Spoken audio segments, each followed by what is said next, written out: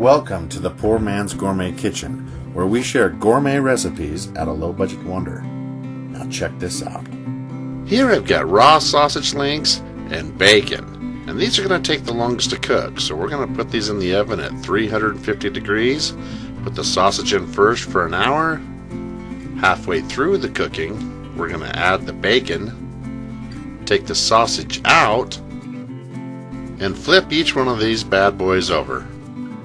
Now these are a thicker sausage link, so they take a little bit longer to cook. So if you're using a thinner link, be sure you consider that before you just trust my time and temps. Now all you got to do is throw these back in the oven with the bacon, and the remainder of the time here, 30 more minutes, is all it's going to take to finish both of those up. In the meantime, I'm going to add some olive oil to a hot pan. Add some chopped onion and bell pepper, and some diced ham. Just want to get these mixed up really good.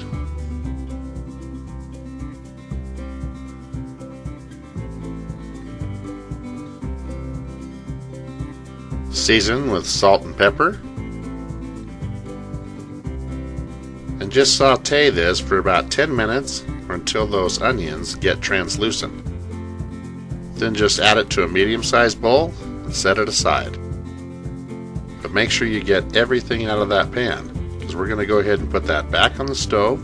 We're going to add some peanut oil and a little bit of butter. Let that melt in. Now you may remember I showed you how to make fresh grated hash browns a while back.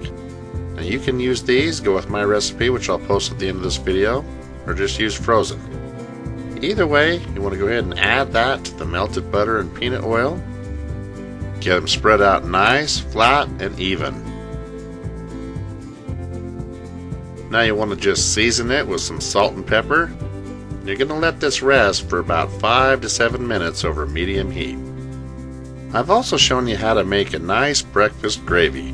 This is my egg gravy recipe, and if you haven't seen it or you'd like to look into it, I'll post this at the end of the video as well. A nice alternative is these pre-made instant country gravy packs, which you just add to some boiling water, and as you stir it in, you can literally watch it thicken up right before your eyes. Either way, you're going to need gravy for this recipe, so make sure you've got a good one. By now, the bacon and the sausage should be done. The bacon's nice and crispy, and the sausage golden brown. Of course, you want to make sure that you strain all the grease out of that bacon. A little bit of a drip dry here. Add it to some paper towels.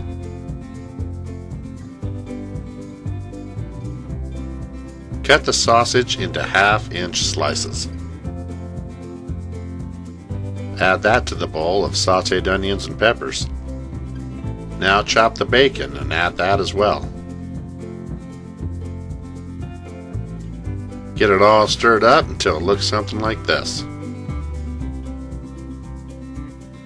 Now we're ready for our first flip.